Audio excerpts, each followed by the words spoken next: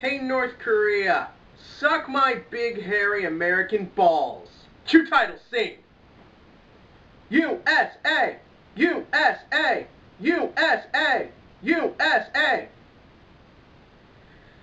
The Interview is a 2014 American comedy made by Seth Rogen and that guy who screwed up Spider-Man 3. And for those of you who don't know, in which case you were living under a rock, this movie has been plagued by North Korean controversy probably since it was announced. And that's basically because the premise of this movie is that Seth Rogen and James Franco play two guys. James Franco does a talk show, Seth Rogen's his PR guy. And Kim Jong-un, the dictator of North Korea, wants to be interviewed by James Franco. Well, upon getting ready to do this, the CIA commissions Franco and Rogen to basically go over there and kill the little bastard. So, naturally, they agree, and shenanigans ensue, and of course, naturally, when North Korea found out about this movie, they were not happy. And then they hacked Sony, where we learned all the shit about Spider-Man, and then Sony decided to pull the pictures because North Korea threatened terrorist attacks. Now, I'm not going to comment on that. I don't know every detail that went on. I don't know what Sony knows. I don't know what North Korea promised.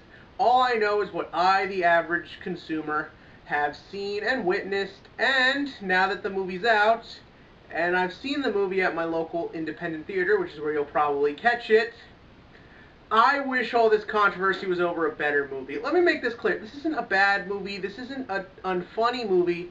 It's just when you know all the controversy and all this insanity going into it, when you find it's basically just your average two idiots mission comedy, it's just kind of it's very lackluster. Essentially, the movie, it starts out pretty cool. It's kind of like got a Spies Like Us feel. You really feel for Franco and Seth Rogen as two ordinary dudes doing this thing. Granted, James Franco ruins his performance by doing that annoying James Franco dumb but smart smugness he does in everything. And of course, Seth Rogen's playing just Seth Rogen like he does in everything. But from there, the movie does get fun and interesting when they meet the CIA. And again, it's all stuff you've seen before, but it is presented very nice and very well paced and very funny.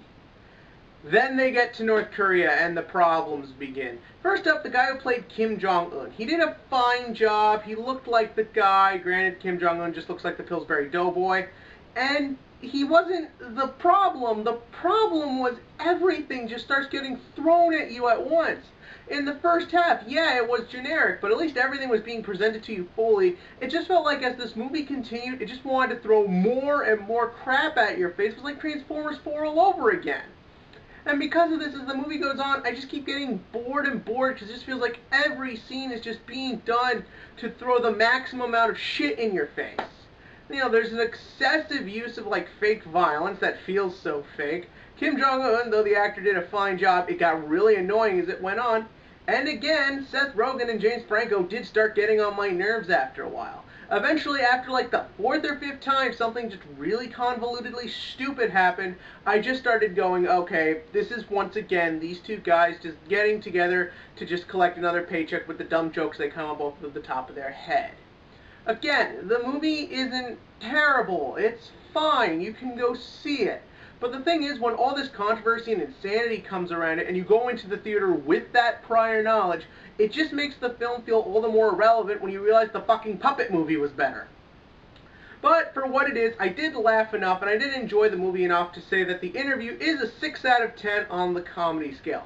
Yeah, it's worth seeing. Don't use this as the movie to show your patriotism. Just wait for it to come out on DVD.